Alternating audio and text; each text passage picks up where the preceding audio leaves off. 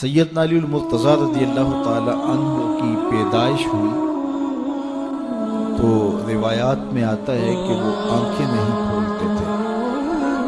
حضور مبارکباد دینے گئے اور اپنے بھائی کو دیکھنے گئے تو ان کی والدہ حضرت فاطمہ بنت اسد رضی اللہ تعالی عنہا نے کہا بیٹا پیدا تو ہوا ہے لیکن پریشانی یہ ہے کہ آنکھیں نہیں کھولتا۔ تو آقا کریم علیہ السلام نے اپنا لعاب حضرت علی المرتضیٰ کے منہ میں ڈالا تو مولا علی نے آنکھیں کھول لی۔ گویا سیدنا علی المرتضیٰ رضی اللہ تعالی عنہ نے آنکھیں کھولی تو پہلا جلوہ رخ والضحیٰ کا دیکھا، اس رخ نور کو دیکھا۔ اللہ اکبر، قربان جائیں سیدنا علی المرتضیٰ کی آنکھوں پر جس کا پہلا نظارہ رخ محبوب تھا، اور پھر بچپنے کی عمر حضور کی قربت میں، حضور کی صحبت میں، حضور کی تربیت میں بسر۔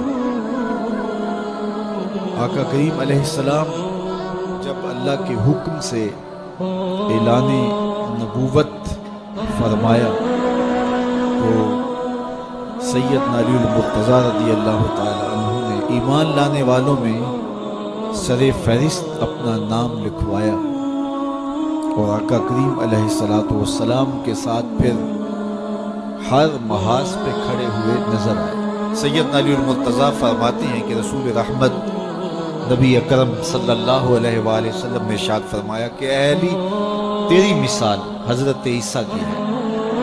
حضرت عیسیٰ کا ماجرا یہ تھا کہ ان سے دو طرح کے لوگوں کا معاملہ ہوا اور دونوں گمراہ ہوئے۔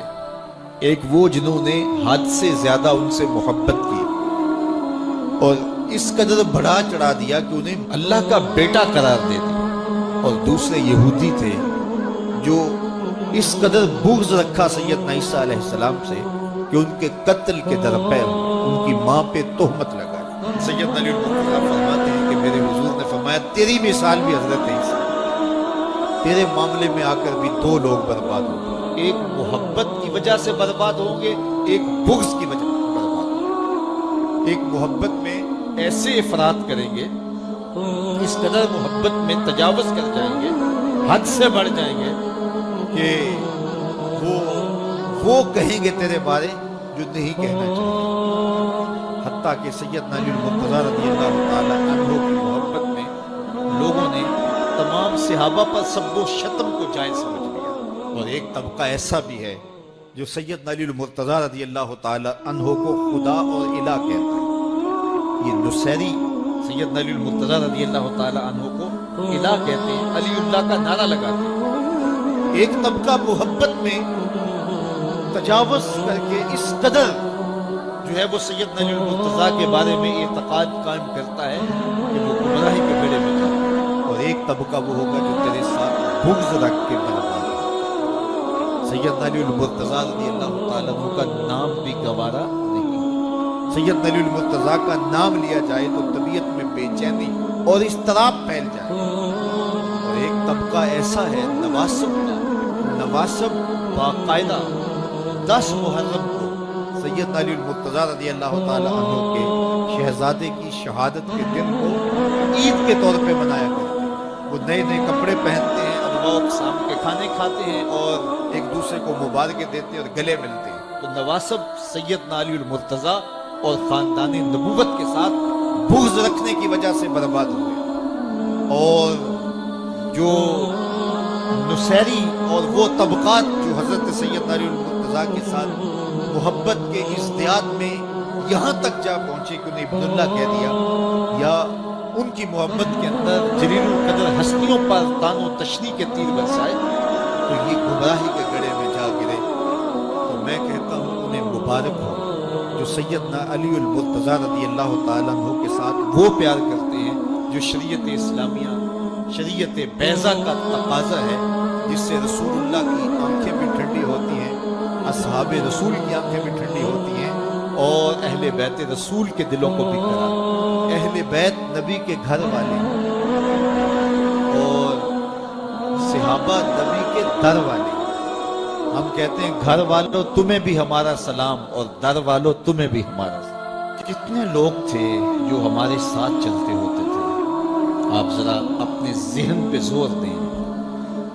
بچپن کے دوست، کلاس فیلوز، کاروباری ساتھی، گلی محلے کے لوگ، رشتہ دار، اعزا و اقربا، آباء و اجداد، اور کتنے لوگ آپ کے مخالفین، معاندین، یہ ساری فہرست میں لائیں تو ایک دم خیال پڑتا ہے فلاں بھی چلا گیا، فلاں بھی چلا گیا. کوئی سال کے بعد اچانک کوئی بات یاد آتی ہے تو یاد آ جاتا ہے، 6 ماہ کے بعد یاد آتا ہے. کئی ایسے لوگ ہیں کہ سال ہا سال بعد یاد، ہاں وہ بھی ہوتا تھا.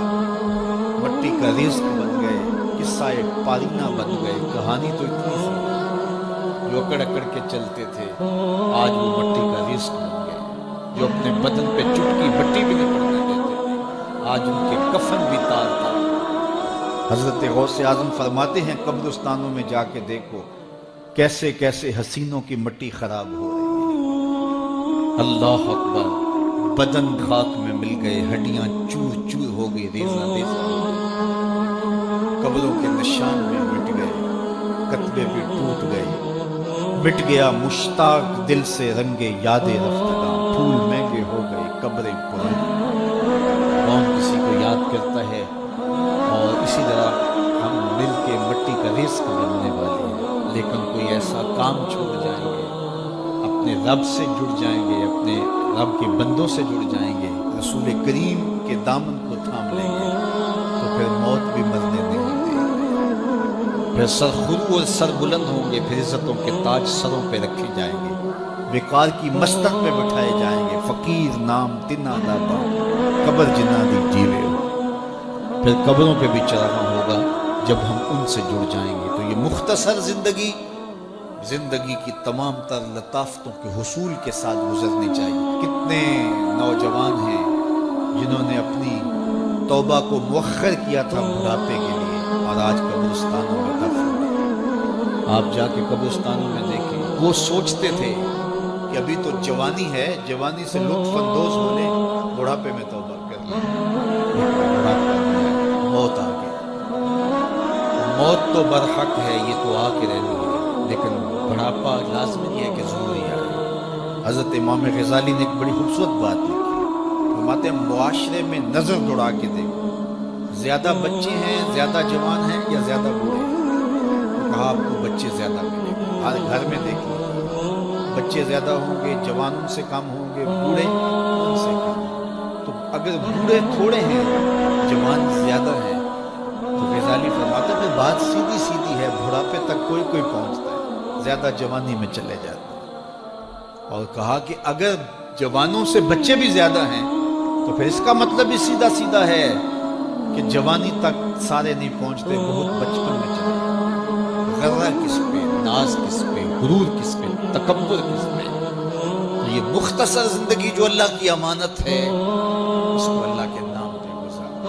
جو بیت گئی وہ بیت گئی، وہ تو منہا ہو گئی زندگی. مجھے رات سے کچھ لوگ میسج بھیج رہے ہیں کہ آج 16 مارچ ہے اور آپ کا پیدائش کا دن ہے، مبارک ہو. اللہ سب کو جزا دے.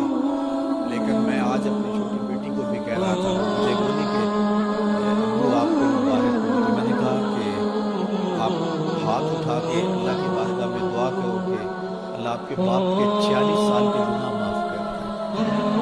یہ تو زندگی گزر گئی ہے، 46 سال میرے ہاتھ سے نکل گئے ہیں، میں الٹا بھی لٹک جاؤں تو یہ میرے ہاتھ نہیں آ سکتے. اگر میں نے اچھے گزارے ہیں تو مجھے مبارک ہو اگر قبول ہو گئے ہیں، اور اگر اچھے نہیں گزرے تو مجھے توبہ کرنی چاہیے. زندگی کی کوتاہیوں سے توبہ کرنی چاہیے. ہم سمجھتے ہیں ہم بڑے ہو رہے ہیں، حقیقت میں ہم چھوٹے ہو رہے ہیں. ہم اپنی زندگی کے اہداف طے کریں، زندگی کے مقاصد طے کریں. ساری زندگی اس کے گرد سفر کرنی چاہیے.